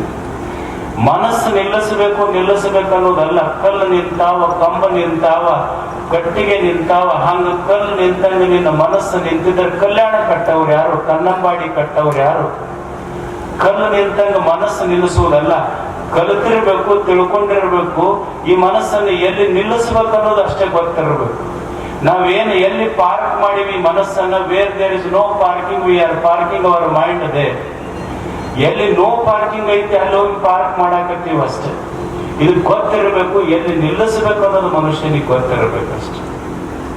ಈ ಇಂದ್ರಿಯಗಳೇನದಾವ, ಕಣ್ಣು ಕಿವಿ ಬಹಳ ಅದ್ಭುತವಾಗಿರುವಂತಹದ್ದು. ನೀ ಏನು ನೋಡ್ತಿ, ಏನು ಕೇಳ್ತಿ, ಮನಸ್ಸು ಅದರ ಆಕಾರ ಆಗ್ತದೆ. ಅದಕ್ಕೆ ಮನುಷ್ಯನಿಗೆ ಎಲ್ಲದಕ್ಕಿಂತ ದೊಡ್ಡದು ಸಂಕಲ್ಪ ಶಕ್ತಿ, ಬಹಳ ಅದ್ಭುತವಾಗಿರುವಂತಹದ್ದು. ನಿಮಗೊಂದು ಸಣ್ಣ ಘಟನೆ ಹೇಳ್ತೇನೆ. ಒಂದು ಗುಡಿ ಇತ್ತಂತ.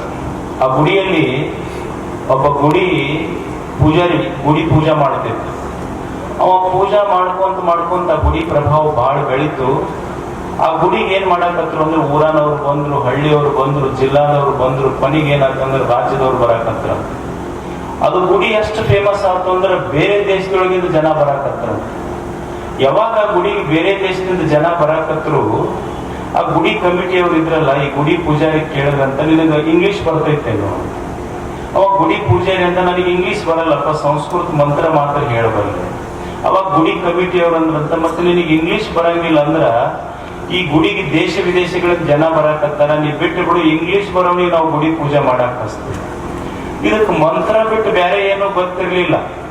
ಗುಡಿ ಬಿಡಿಸಿದ್ರ ಅವ್ರು ಕಮಿಟಿಯವರು, ಅದು ಹೊರಗೆ ಬಂತು, ಏನ್ ಮಾಡ್ಬೇಕಂತ ಗೊತ್ತಿರ್ಲಿಲ್ಲ. ಗುಡಿ ಮುಂದೆ ದೊಡ್ಡ ರಸ್ತೆ ಅಲ್ಲ, ಅಲ್ಲೊಂದು ಸಣ್ಣ ಒಂದಷ್ಟು ತೆಂಗಿನ ಗರಿ ಹಾಕೊಂಡು ಚಾ ಮಾಡಕ್ ಇಟ್ಟವ. ಚಾ ಎಷ್ಟು ಚಲೋ ಮಾಡಾಕತ್ನಂದ್ರ ಒಂದ್ 10 ದಿವಸ ಆಯ್ತು, 15 ದಿವಸ ಆಯ್ತು. ಅವ ಸ್ಪೆಷಲ್ ಕೇಟಿಗೆ ಆ ಗುಡಿಗೆ ಹೋಗೋ ಜನ ಎಲ್ಲ ಅವನ ಹತ್ರ ಚಾ ಕುಡಿಯಕ್ ಬರಾಕತ್ತು.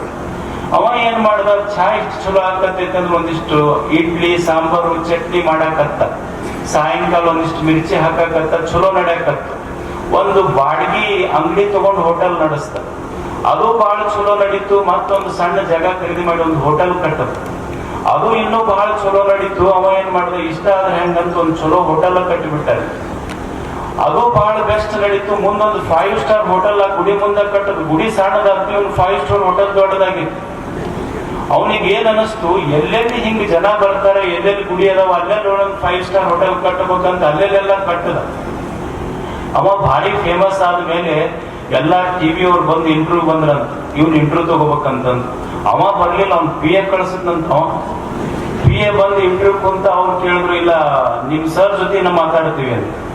ಅವಾಗ ಅವ್ರು ಸರ್ ಬಂದು ಕುಂತ ಕೂಡಲೇ ಅವ್ರು ಇಂಟರ್ವ್ಯೂ ತಗೊಳ್ಳೋರು ಕೇಳಿದ್ರಂತ, you are a very common man, ಸಾಮಾನ್ಯ ಮನುಷ್ಯ, ಇಷ್ಟು ದೇಶದ ತುಂಬಾ 5 ಸ್ಟಾರ್ ಹೋಟೆಲ್ ಹೆಂಗ್ ಮಾಡಿದ್ವಿ ಅಂತ ಇಂಗ್ಲಿಷ್ನಾಗ ಕೇಳಿದ್ರು. ಅವ ಅಂದ, I don't know English, you ask me in Kannada ಅಂದ. ನನಗೆ ಇಂಗ್ಲಿಷ್ ಬರೋದಿಲ್ಲ, ಕನ್ನಡದಾಗ ಕೇಳ್ರಿ. ಅವ್ರಿಗೆ ಇಂಟರ್ವ್ಯೂ ತಗೊಳ್ಳೋರಿಗೆ ಇನ್ನೂ ಆಶ್ಚರ್ಯ ಆಯ್ತು, ಅಲ್ಲ ನಿನಗೆ ಕನ್ನಡನ ಇಂಗ್ಲಿಷ ಬರೋದಿಲ್ಲ, ಬರೇ ಕನ್ನಡ ಬರ್ತೈತಿ, ಇಂಗ್ಲಿಷ್ ಬಂದಿದ್ರೆ ಇನ್ನೂ ಎಷ್ಟು ಮಾಡ್ತಿದ್ದಿ ಅಂದ್ರೆ ಅವ್ರು. ಅವಾಗ ಅವ ಅಂದ, ಇಂಗ್ಲಿಷ್ ಬಂದಿದ್ರೆ ಅಲ್ಲಿ ಗುಡಿ ಪೂಜಾರಿ ಇರ್ತಿದ್ದೆ ನಾನು ಅಂದ. ಅವ್ರಿಗೆ ಇಂಗ್ಲಿಷ್ ಬರ್ತೈತೆ ಅಂದ್ರೆ ಮತ್ತೆ ಪೂಜಾ ಮಾಡಂತಿದ್ರು. ಮತ್ತೆ ಅವ್ರಂದ್ರು ಇಂಗ್ಲಿಷ್ ಬರುದಿಲ್ಲ, ಮತ್ತೆ ಹ್ಯಾಂಗ್ ಇಷ್ಟ ಎತ್ತರಕ್ಕೆ ಬೆಳೆದಿ ನೀನು? ಅವಾಗ ಅವ ಹೇಳ್ದ, ನನಗೆ ಬಹಳ ಎತ್ತರಕ್ಕೆ ಬೆಳೆಸಿದ್ದು ಇಂಗ್ಲಿಷ್ ಅಲ್ಲ, ನಾನು ಬೆಳೆಯ ಬಲ್ಲೆ ಅನ್ನೋ ನನ್ನೊಳಗಿನ ಸಂಕಲ್ಪ ಶಕ್ತಿ ನನ್ನನ್ನು ದೊಡ್ಡವನನ್ನಾಗಿ ಮಾಡೈತೆ ಇಂಗ್ಲಿಷ್ ಅಲ್ಲ. ಸಂಕಲ್ಪ ಇರಬೇಕು, ಸಾಹಸ ಇರಬೇಕು. ಸಾಹಸ ಅಂದ್ರ ಒಂದು ಸುಂದರ ಡೆಫಿನಿಷನ್ ಬರೀತಾನೆ. ಯಾವುದಕ್ಕೆ ಸಾಹಸ ಅನ್ನಬೇಕಂದ್ರ, ಒಂದು ಕತ್ತಲೆಯೊಳಗೆ ಒಬ್ಬ ವ್ಯಕ್ತಿ ರಾತ್ರಿ ಅಮಾವಾಸ್ಯೆಯೊಳಗೆ ಒಬ್ಬನ ಹೋಗ್ತಿದ್ದಂದ್ರೆ ಅವ ಸಾಹಸ ಇಲ್ಲ ಅಂತ. ಏನೊಮ್ಮೆ ಹೋರಾಟ ನಡೆದೈತಿ, ಗುದ್ದಾಟ ನಡೆದೈತಿ, ಒಂದು 10 ಮಂದಿ ಒಮ್ಮೆ ಹೊಡಿತಾನಪ್ಪ ಅಂದ್ರೂ ಅವ ಸಾಹಸಿ ಅಲ್ಲ ಅಂತ. ಯಾರಿಗೆ ಸಾಹಸಿ ಅನ್ನಬೇಕು ಅಂದ್ರ, ಜೀವನ ಅನ್ನುವಂಥ ಈ ಯಾತ್ರೆಯಲ್ಲಿ ನೋವಿದೆ, ಕಷ್ಟಗಳಿವೆ, ಅಪಮಾನಗಳಿವೆ, ಸೋಲುಗಳಿವೆ. ಕಷ್ಟ ಬಂದಾಗ, ನೋವಾದಾಗ, ಅಪಮಾನವಾದಾಗ, ಸೋಲಾದಾಗ ಈ ಜಗತ್ತಿನಲ್ಲಿ ನನ್ನ ಜೊತೆಗಾರರು ಯಾರೂ ಇಲ್ಲ, ನಾನೊಬ್ಬನೇ ನನ್ನ ಸೋಲಿನ ಮಧ್ಯದಲ್ಲಿ ಗೆಲುವನ್ನು ಸಾಧಿಸಬೇಕನ್ನುವ ಸಂಕಲ್ಪ ಯಾವನು ಎದೆಯೊಳಗಿರ್ತೈತಲ್ಲ ಅವ ಸಾಹಸಿ. ಇದ್ರೊಳಗಿಂದ ಯಾವ ಮ್ಯಾಲ ಬರ್ತಾನ ಅವ ಸಾಹಸಿ. It is a courage to be alone. ಇದು ನೀನೊಬ್ಬ ಏಕಾಂಗಿ ಅನ್ನುವಂಥ ಧೈರ್ಯ ಇದೆ. ಇದು ಸಾಹಸ ಅಂದ್ರೆ moving into unknown, jumping into unknown. ಅಂದ್ರೆ ನಕಾಸೆ ಇಲ್ಲದೆ ಒಂದು ಹಡಗಿನೊಳಗೆ ಕುಂತು ಪ್ರಯಾಣ ಮಾಡೋದಿದು. ಮನುಷ್ಯ ಸಾಹಸಿ ಆಗಬೇಕು. ಜೀವನದ ಮೇಲೆ ಕಷ್ಟಗಳು ಬರ್ತಾವ, ಸಮಸ್ಯೆಗಳು ಬರ್ತಾವ, ಅವುಗಳ ಮಧ್ಯದೊಳಗೆ ಬೆಳಿಬೇಕಾಗ್ತದೆ ಮನುಷ್ಯ. ಇವತ್ತೆಷ್ಟೋ ಜನ ರೈತರದಾರ, ವಿದ್ಯಾರ್ಥಿಗಳದಾರ, ಏನು ಒಂದು ಸಣ್ಣ ಒಂದು ಸಬ್ಜೆಕ್ಟ್ ಓದ್ತು ಅಂದ್ರೆ ವಿದ್ಯಾರ್ಥಿಗೆ ಇವತ್ತು ನಾವು ಪೇಪರ್ನೊಳಗೆ ಓದ್ತೀವಿ, ಎಷ್ಟೋ ಜನ ರೈತರ ಆತ್ಮಹತ್ಯೆ ಮಾಡಿಕೊಳ್ಳೋದು ಓದ್ತೀವಿ. ಏನಪ್ಪಾ ಜೀವನ ಸಾಕಾಗೈತ್ರಿ, ಎದುರಿಸಕ್ ಆಗೋದಿಲ್ಲ. ಎಷ್ಟು ಜನ ವಿದ್ಯಾರ್ಥಿಗಳು ಒಂದು ಪೇಪರ್ 2 ಪೇಪರ್ ಓದೋರು ಆತ್ಮಹತ್ಯೆ ಮಾಡಿಕೊಳ್ಳೋದು ನೋಡ್ತೀವಿ ಇಲ್ಲ ನಾವು. ಜೀವನದಲ್ಲಿ ಎಲ್ಲರ ಜೀವನದಲ್ಲಿ ಕಷ್ಟಗಳು ಬರ್ತವೆ. ಕಷ್ಟಗಳು ಬಂದಾಗ ಅಲ್ಲಿ ಹೋದಾಗ ಒಂದು ಜೀವನದ ತುದಿ ಮುಟ್ಟದಾಗ 2 ದಾರಿಗಳನ್ನು, ಒಂದು ಆತ್ಮಹತ್ಯೆಯ ದಾರಿ, ಇನ್ನೊಂದು ಆತ್ಮ ಪರಿವರ್ತನೆಯ ದಾರಿ. ಯಾರು ಕಷ್ಟಗಳು ಬಂದಾಗ ಆತ್ಮಹತ್ಯೆ ಮಾಡಿಕೊಳ್ತಾರೆ ಅವರು ಹೇಡಿಗಳಾಗ್ತಾರೆ. ಕಷ್ಟದ ತುದಿಯನ್ನು ಮುಟ್ಟಿದಾಗ ಯಾರು ಆತ್ಮ ಪರಿವರ್ತನೆ ಮಾಡಿಕೊಳ್ತಾರೆ ಅವರು ಶರಣರಾಗ್ತಾರೆ, ಸಂತರಾಗ್ತಾರೆ. ದೇವರು ಇದೊಂದು ಅದ್ಭುತವಾದಂತಹ ಬದುಕು ಕೊಟ್ಟಿದ್ದಾನೆ. It is his gift, it is divine gift. ದೇವನ ಕೊಟ್ಟ ಕಾಣಿಕೆ, ಇದನ್ನು ಕೆಡಿಸಬಾರದು ನಾವೆಲ್ಲ.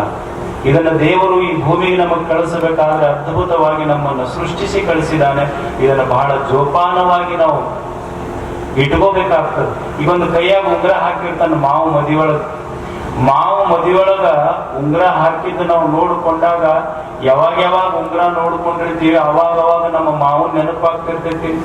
ಸುಮ್ಮನೆ ಒಂದು ಬಂಗಾರದ ಉಂಗುರ ಹಾಕಿದಾಗ ಉಂಗುರ ನೋಡ್ಕೊಂಡಾಗ ಹೆಂಗೆ ಅಂತ ಮಾವನ್ ನೆನಪಾಗ್ತಿರ್ತೈತಿ. ಹಂಗ ಈ ಬದುಕನ್ನು ನೋಡಿದಾಗ ಬದುಕು ಕೊಟ್ಟ ಮಹಾದೇವನ ನೆನಪಾಗ್ತಿರ್ಬೇಕು. ಇದು ದೇವನ ಕಾಣಿಕೆ ಇದು. ಅದಕ್ಕೆ ಜೀವನದಲ್ಲಿ ನೀವು ನೋಡ್ರಿ, ಮನುಷ್ಯ ಸಾಕಿದ ಕುರಿ ಕೋಳಿ ಆಕಳ ಯಾವ ಆತ್ಮಹತ್ಯೆ ಮಾಡ್ಕೊಂಡಿದ್ರು, ಸಾಕಿದ ಮಾಲೀಕ ಆತ್ಮಹತ್ಯೆ ಮಾಡ್ಕೊಂಡಿದ್ದೋದಿವಿ, ಆದ್ರೆ ಆಕಳ ಆತ್ಮಹತ್ಯೆ ಮಾಡ್ಕೊಂಡಿದ್ದೋದಿಲ್ಲ. ನಾವು ಕುರಿ ಆತ್ಮಹತ್ಯೆ ಮಾಡ್ಕೊಂಡಿದ್ದೋದಿಲ್ಲ, ಕುರಿ ಸಾಕಿದ ಮಾಲೀಕ ಆತ್ಮಹತ್ಯೆ ಮಾಡಿಕೊಂಡ. ಇವತ್ತು ವಿದ್ಯಾರ್ಥಿಗಳಾದ ಏನು 1 ಪೇಪರ್ 2 ಪೇಪರ್ ಹೋತು ಅಂದ್ರೆ ಆತಪ್ಪ ಜೀವನ ಮುಗೀತು ಅಂತ ಆತ್ಮಹತ್ಯೆ ಮಾಡಿಕೊಂಡಂತ ಎಷ್ಟು ವಿದ್ಯಾರ್ಥಿಗಳದ. ಏನು ಫೇಲ್ ಆಯ್ತು ಅಂತ ಮತ್ತೆ ಬರೀದಷ್ಟೇ, ಏನು ಫೇಲ್ ಆದ್ರೆ ಜೀವನ ಮುಗೀತಂತ ಹೇಳಿದ್ರಿ. ಒಬ್ಬ ಹುಡುಗ ಫೇಲ್ ಆದವ, ಖಾಯಂ ಸಬ್ಜೆಕ್ಟ್ ಯಾವುದು ಇಂಗ್ಲಿಷು ಮ್ಯಾಥ್ಸ್. ಫೇಲ್ ಆದ ಕೂಡ ಹೊಂಟ ಬಿಟ್ಟವ ಹಗ್ಗ ತಗೊಂಡು. ಅವ್ರ ದೋಸ್ತ್ ಕೇಳಿದ ಎಲ್ಲಿಗೆ ಹೊಂಟಿವೋ, ಆತ್ಮಹತ್ಯೆ ಮಾಡ್ಕೊಳಕ್ ಹೊಂಟೀನಿ. ಯಾಕೆ ಹೊಂಟಿ? ಇಲ್ಲ ಮ್ಯಾಥ್ಸ್ ಇಂಗ್ಲಿಷ್ 2 ಫೇಲ್ ಆಗ್ಯಾವ, ಅದಕ್ಕೆ ಆತ್ಮಹತ್ಯೆ ಮಾಡ್ಕೊಳಕ್ ಹೊಂಟೀನಿ. ಅವ್ರ ದೋಸ್ತ್ ಅಂದ ಹುಚ್ಚದೀನಿ ಎಂದವ. ಯಾಕಂತ ಕೇಳಿದವ, ಸುಮ್ಮ 2 ಪೇಪರ್ ಫೇಲ್ ಆಗ್ಯಾವ, ಅಕ್ಟೋಬರ್ ಚಾನ್ಸ್ನಾಗ ಕಟ್ಟಿ ಬರೀ ಎಂದವ. ಅಕಸ್ಮಾತ್ ನೀ 2 ಪೇಪರ್ ಕಟ್ಟಿ ಬರೀಲಾರ್ದೆ ಹೋಗಿ ಆತ್ಮಹತ್ಯೆ ಮಾಡ್ಕೊಂಡಿ ಅಂದ್ರ ಮುಂದೆ ಹುಟ್ಟಿ ಬಂದ್ರೆ ಹೊಸ ಪೇಪರ್ ಮತ್ತೆ ಬರೀಬೇಕಾಗುತ್ತೆ. ಸುಮ್ ಫೇಲ್ ಆಗಿದ್ವಿ ಅದು ಬರೀ ಅಂದ. ಸಾಹಸ ಇದು ಜೀವನ ಅಷ್ಟೇ.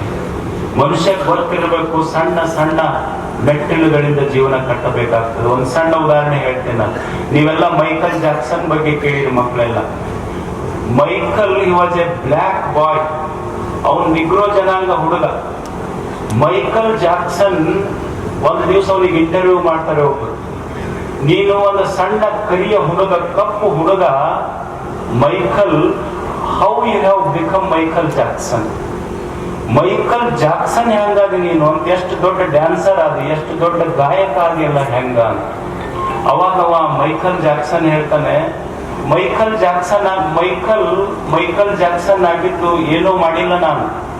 ಹೆಂಗ ಒಬ್ಬ ಸಾಮಾನ್ಯ ಮೈಕಲ್ ಜಾಕ್ಸನ್ ಆದ ಅಂದ್ರ ನಾ ಏನೋ ಮಾಡ್ತಿರ್ಲಿಲ್ಲ. ಪ್ರತಿನಿತ್ಯ ಒಂದೊಂದು ಸ್ಟೆಪ್ ಪ್ರಾಕ್ಟೀಸ್ ಮಾಡ್ತಿದ್ದೆ, ಒಂದೊಂದು ಸ್ಟೆಪ್ ಪರ್ಫೆಕ್ಟ್ ಆಗ್ತಿದ್ದೆ. 365 ದಿವಸ 365 ಹೊಸ ಸ್ಟೆಪ್ ಪ್ರಾಕ್ಟೀಸ್ ಮಾಡಿದೆ, 365 ಹೊಸ ಸ್ಟೆಪ್ ಪರ್ಫೆಕ್ಟ್ ಆದೆ. ಒಂದು ದಿವಸ ಅನ್ನೋದ್ರೊಳಗನ, 1 ವರ್ಷ ಅನ್ನೋದ್ರೊಳಗ ಮೈಕಲ್ ಜಾಕ್ಸನ್ ಆಗಿದ್ದೆ ನಾನು ಅಂತ ಹೇಳ್ತಾನೆ. ಒಂದೊಂದು ಸ್ಟೆಪ್ ಪ್ರಾಕ್ಟೀಸ್ ಮಾಡೋದಷ್ಟೇ. ಏನು ಕಷ್ಟಗಳು ಬರಲಿ, ನೋವೇ ಬರಲಿ, ಅದರಲ್ಲಿ ಮುನ್ನುಗ್ಗಿ ನಡಿಬೇಕಲ್ಲ ಮನುಷ್ಯ. ಇದು ಸಾಹಸ. ಇದು 3ನೇದ್ದು ಸೇವೆ. ಈ ಜಗತ್ತಿನಲ್ಲಿ ಯಾರು ದೊಡ್ಡವರಾಗ್ತಾರಂದ್ರ, ಆಳುವ ವ್ಯಕ್ತಿಗಳ ಕಾಲು ಒರೆಸಿದವರು ದೊಡ್ಡವರಾಗಿಲ್ಲ, ಅಳುವ ವ್ಯಕ್ತಿಗಳ ಕಣ್ಣೀರು ಒರೆಸಿದವರು ದೊಡ್ಡವರಾಗಿದ್ದಾರೆ. ಗೆದ್ದ ವ್ಯಕ್ತಿಗೆ ಚಪ್ಪಾಳೆ ಹೊಡೆದವರು ದೊಡ್ಡವರಾಗಿಲ್ಲ, ಬಿದ್ದ ವ್ಯಕ್ತಿಯ ಕಣ್ಣೀರು ಒರೆಸಿದವರು ದೊಡ್ಡವರಾಗಿದ್ದಾರೆ. ಇವತ್ತು ನಾವೆಲ್ಲ ನಮ್ಮ ಹುಟ್ಟು ಹಬ್ಬವನ್ನು ಆಚರಣೆ ಮಾಡಿಕೊಳ್ತೇವೆ. ನಾವು ಕೇಕ್ ತಂದು ಮೇಣದ ಬತ್ತಿ ಹಚ್ಚಿ ದೀಪ ಹಚ್ಚಿ ಹ್ಯಾಪಿ ಬರ್ತ್ಡೇ ಟು ಯು ಅಂತ ಹಾಡ್ತೀವಿ. ಹೀಗೂ ನಮ್ಮ ಹುಟ್ಟು ಹಬ್ಬವನ್ನು ಆಚರಣೆ ಮಾಡಬಹುದು. ಹಚ್ಚಿದ ದೀಪವನ್ನು ಆರಿಸಿಯೂ ನಮ್ಮ ಹುಟ್ಟು ಹಬ್ಬವನ್ನು ಆಚರಣೆ ಮಾಡಿಕೊಳ್ಳಬಹುದು. ದೀಪವೇ ಇಲ್ಲದ ಗುಡಿಸಿದ ನಮ್ಮ ಮಕ್ಕಳಿಗೆ ಹೋಗಿ ಒಂದು ಜ್ಞಾನದ ಪುಸ್ತಕವನ್ನು ಕೊಟ್ಟು ನಮ್ಮ ಹುಟ್ಟು ಹಬ್ಬವನ್ನು ಆಚರಣೆ ಮಾಡಿಕೊಳ್ಳುವುದು. ಇದು ಸೇವೆ. ಇದು ಅದಕ್ಕೆ ಮನುಷ್ಯ ಗೊತ್ತಿರಬೇಕು. ತಂದೆ ತಾಯಿಗಳ ಸೇವೆ ಮಾಡುವುದು, ನಿಸರ್ಗದ ಸೇವೆ ಮಾಡುವುದು, ದೇಶ ಸೇವೆ ಮಾಡುವುದು. ಸೇವೆ ಮಾಡುವುದನ್ನು ಕಲಿಬೇಕಾಗ್ತದೆ ಮನುಷ್ಯ. ಯಾಕಂದ್ರೆ ಯಾಕೆ ಸೇವೆ ಮಾಡಬೇಕು ಅಂದ್ರೆ, ನೀವು ಉಸುರು ತಗೊಂತೀರಿ ನೋಡಿ, ಈ ನಿಸರ್ಗದೊಳಗೊಂದು ಏನು ನಿಯಮ ಐತಿ ಅಂದ್ರೆ ನಾವು ಯಾರು ಏನೇನು ಪಡ್ಕೊಂಡಿವಿ ಅದನ್ನು ಕೊಟ್ಟ ಹೋಗ್ಬೇಕು, ಯಾರು ಬಿಟ್ಟು ಹೋಗ್ಲಿಕ್ಕೆ ಆಗುದಿಲ್ಲ. ಈ ಭೂಮಿಗೆ ಬರುವಾಗ ನಾವು ಏನು ಅನ್ನ ತಂದಿಲ್ಲ, ನೀರು ತಂದಿಲ್ಲ, ಗಾಳಿ ತಂದಿಲ್ಲ, ಬೆಳಕು ತಂದಿಲ್ಲ. ಈ ನಿಸರ್ಗ ನಮಗೆಲ್ಲ ಕೊಟ್ಟೈತಿ. ನಾನು ಏನೋ ಕೊಡದೆ ಹೋದ್ರೆ ನಿಸರ್ಗಕ್ಕೆ ಕೃತಜ್ಞನಾಗಿ ಹೋದಂಗಾಗ್ತೈತಿ. ಕೃತಜ್ಞನಾಗಬಾರ್ದು, ಕೃತಜ್ಞನಾಗಬೇಕು. ಈಗ ನೀವು ಉಸಿರು ತಗೊಳ್ತೀರಿ, ತಗೊಂಡವರು ನಾನು ಕೊಡೋದೇ ಇಲ್ಲ ಅಂದ್ರೆ ನಡೆಯಂಗಿಲ್ಲ, ಬಿಡಬೇಕಾಗ್ತದೆ. ಹಂಗ ನಿಸರ್ಗಕ್ಕೆ ನಾವೇನ್ ತಗೊಂಡಿವಿ ಕೊಟ್ಟು ಹೋಗ್ಬೇಕಾಗ್ತದೆ. ಈಗ ನೀವು ಒಂದು ಹೋಟೆಲ್ಗೆ ಹೋಗ್ತೀರಿ, ಹೋಟೆಲ್ಗೆ ಹೋದಾಗ ಒಂದು ಬಿಸ್ಲರಿ ಬಾಟ್ಲಿ ತೊಗೊಳ್ತೀರಿ, 10 ರೂಪಾಯಿ ಕೊಡ್ತೀರೋ ಇಲ್ಲ. ಖಾನಾವಳಿಗೆ ಊಟ ಮಾಡ್ತೀರಿ, ಅವ್ರಿಗೆ ಒಂದು 50 ರೂಪಾಯಿ ಕೊಡ್ತೀರೋ ಇಲ್ಲ. ಇವತ್ತು ನಿಮ್ಗೆ ಎಲೆಕ್ಟ್ರಿಸಿಟಿ ಅವ್ರು ಬರ್ತಾರ, ಬಿಲ್ ಕೇಳ್ತಾರ, 200 ರೂಪಾಯಿ ಕೊಡ್ತಿರೋ ಇಲ್ಲ ಅವರಿಗೆ. ಸುಮ್ಮನೆ ಒಂದು ಬಿಸ್ಲರಿ ಬಾಟ್ಲಿ ತಗೊಂಡವರಿಗೆ 10 ರೂಪಾಯಿ ಕೊಟ್ಟು ಬರ್ತೀವಿ. ನಿಸರ್ಗ ದೇವತೆ ಕೆರೆ ಹಳ್ಳ ಬಾವಿಗಳನ್ನ ನಮ್ಮ ಸಲುವಾಗಿ ತುಂಬಿಸೈತಲ್ಲ, ಅವರಿಗೆ ನಾವೇನು ಕೊಟ್ಟಿವಿ ಹೇಳಿ? ಒಂದು ಊಟ ಕೊಟ್ಟವರಿಗೆ 50 ರೂಪಾಯಿ ಕೊಟ್ಟು ಬರ್ತೀವಿ. ಭೂಮಿ ತಾಯಿ ಹಿಂಗ 4 ಕಾಳು ಉಕ್ಕಿ ಬಂದ್ರೆ ಸಾಕು 40 ಕ್ವಿಂಟಲ್ ನಮ್ಮ ಮನೆ ತುಂಬುತ್ತಾಳಲ್ಲ, ಆಕೆಗೆ ನಾವೇನು ಕೊಟ್ಟಿವಿ ಹೇಳಿ? ನೀವೊಂದು ಸೈಕಲ್ ತಗೊಂಡು ಹೋಗ್ತೀರಿ, ಸೈಕಲ್ ತಗೊಂಡು ಹೋಗುವಾಗ ಸೈಕಲ್ ಟ್ಯೂಬ್ ಪಂಚರ್ ಆಗ್ತದೆ. ಸೈಕಲ್ ಟ್ಯೂಬ್ ಪಂಚರ್ ಆದ್ರೆ ಹವಾ ಹಾಕ್ಲಿಕ್ಕೆ 10 ರೂಪಾಯಿ ಕೊಟ್ಟು ಬರ್ತೀರಿ. ಇದು ದೇಹ ಅನ್ನುವಂಥದ್ದೊಂದು ತೊಗಲಿನ ಟ್ಯೂಬ್ ಮಾಡಿ ಇದು 9 ರಂಧ್ರಗಳನ್ನಿಟ್ಟು ದೇವರಿಂದ ನೊಟ್ಟ ಹವಾ ಹೋಗಲಾರ್ದಂಗೆ ನೋಡ್ಕೊಂಡನಲ್ಲ, ಈ ಭಗವಂತನಿಗೆ ನಾವೇನು ಕೊಟ್ಟಿವಿ ನೋಡಿ? ಒಂದು ಕ್ಷಣ ವಿಚಾರ ಮಾಡಿದ್ರೆ ಈ ನಿಸರ್ಗಕ್ಕೆ ನಾವೇನಾದ್ರೂ ಕೊಟ್ಟು ಹೋಗ್ಬೇಕಾಗ್ತದೆ. ಅದು ಸೇವೆ. ಅದು ದೇವ್ರು ನನಗೆ ಏನು ಕೊಟ್ಟಾನ ಅದನ್ನ ನಿಸರ್ಗಕ್ಕೆ ಕೊಟ್ಟು ಹೋಗೋದಷ್ಟೇ. ಶಕ್ತಿ ಇದ್ದವ ಹಣ ಇದ್ದವ ಹಣ ಕೊಡ್ಲಿ, ವಿದ್ಯೆ ಇದ್ದವ ಜ್ಞಾನ ಕೊಡ್ಲಿ, ಶಕ್ತಿ ಇದ್ದವ ಸೇವೆ ಮಾಡಿ ಮುಟ್ಟಿಸ್ಲಷ್ಟೇ. ಇದು ಸೇವೆ ಸಾರ್ಥಕವಾಗ್ತದೆ. ಮನುಷ್ಯನಿಗೆ ಇದು ಗೊತ್ತಿರಬೇಕು. ಸಂಕಲ್ಪ, ಸಾಹಸ, ಸೇವೆ, ಇವು 3ರಿಂದ ಅದು ಬದುಕು ಪರಿಪೂರ್ಣ ಅನ್ನುವಂತಹ ಮಾತು ಹೇಳಿ ನಿಸರ್ಗದ ಸೇವೆನೂ ಮಾಡೋದು. ಒಂದು ಕೊನೆಯ ಮಾತು ಹೇಳಿ ನನ್ನ ಮಾತನ್ನು ಮುಗಿಸ್ತೇನೆ. ಇವತ್ತು ನೀವು ನೋಡಿ, ಯುವಕರದಿರಿ, ಪಾಟೀಲ್ಜಿ ಅವ್ರದೊಂದು ಕನಸಿದೆ. ಅವರು 10 ಲಕ್ಷ ಗಿಡಗಳನ್ನು ಹಚ್ಚಬೇಕನ್ನೋದು ಅವ್ರದೊಂದು ಕನಸು. ಇವತ್ತು ನಾವು ಗುಡಿಗಳನ್ನು ಕಟ್ತೇವೆ. ಗುಡಿ ಕಟ್ಟಿದ್ರ ಆ ಧರ್ಮದವ್ರಷ್ಟೇ ಆ ಗುಡಿಯಾಗ ಹೋಗ್ತಾರೆ. ಮಸೀದಿ ಕಟ್ಟಿದ್ರ ಆ ಧರ್ಮದವ್ರಷ್ಟೇ ಮಸೀದಿಯೊಳಗೆ ಹೋಗ್ತಾರೆ. ಒಂದು ಗುರುದ್ವಾರ ಕಟ್ಟಿದ್ರ ಆ ಧರ್ಮದವ್ರಷ್ಟೇ ಆ ಗುರುದ್ವಾರದೊಳಗೆ ಹೋಗ್ತಾರೆ. ಒಂದು ಚರ್ಚ್ ಕಟ್ಟಿದ್ರ ಆ ಧರ್ಮದವ್ರಷ್ಟೇ ಚರ್ಚ್ನೊಳಗೆ ಹೋಗ್ತಾರೆ. ಆದ್ರೆ ಒಂದು ಗಿಡ ಹಚ್ಚರಿ, ಆ ಗಿಡದ ನಡೊಳಗೆ ಎಲ್ಲಾ ಧರ್ಮದವರು ಬಂದು ಕೂಡ್ತಾರೆ. ಒಂದು ಗಿಡ ಅದು ನಿಜವಾದ ಮಾನವ ಧರ್ಮ ಪೀಠ. ಅವರ ಕನಸು ನಿಸರ್ಗದ ರಕ್ಷಣೆಯಾಗಬೇಕು, ಜಲದ ರಕ್ಷಣೆಯಾಗಬೇಕು, ಮನುಷ್ಯನ ರಕ್ಷಣೆ ಆಗ್ತದನ್ನುವಂತ ಮಾತು ಹೇಳಿ ಇದು ಯಶಸ್ವಿಯಾಗಲಿ, ತಮಗೆಲ್ಲ ಒಳ್ಳೇದಾಗ್ಲಿ ಅಂತ ಹಾರೈಸಿ ನಮ್ಮ ಮಾತುಗಳನ್ನು ಮುಗಿಸ್ತಾರೆ.